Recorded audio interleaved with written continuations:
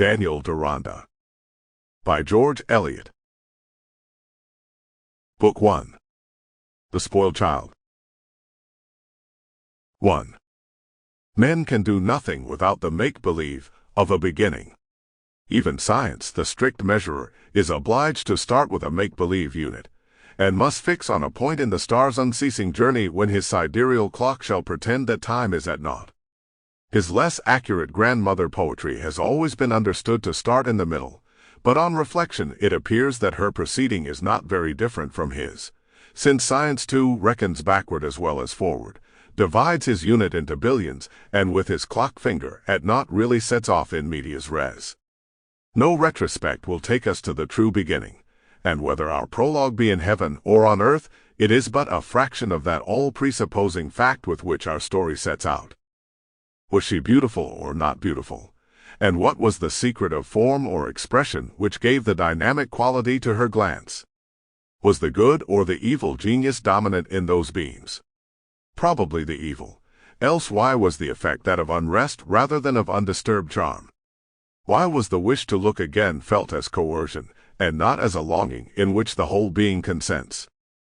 She who raised these questions in Deronda's mind was occupied in gambling, not in the open air under a southern sky, tossing coppers on a ruined wall with rags about her limbs, but in one of those splendid resorts which the enlightenment of ages has prepared for the same species of pleasure, at a heavy cost of gilt moldings, dark-toned color, and chubby nudities, all correspondingly heavy, forming a suitable condenser for human breath belonging in great part to the highest fashion, and not easily procurable to be breathed in elsewhere in the like proportion, at least by persons of little fashion. It was near 4 o'clock on a September day, so that the atmosphere was well brewed to a visible haze. There was deep stillness, broken only by a light rattle, a light chink, a small sweeping sound, and an occasional monotone in French, such as might be expected to issue from an ingeniously constructed automaton. Round 2 long tables were gathered 2 serried crowds of human beings, all save one having their faces and attention bent on the tables. The one exception was a melancholy little boy, with his knees and calves simply in their natural clothing of epidermis, but for the rest of his person in a fancy dress.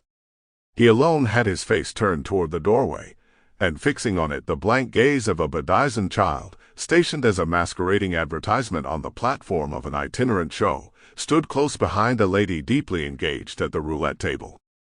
About this table, 50 or 60 persons were assembled, many in the outer rows, where there was occasionally a deposit of newcomers, being mere spectators, only that.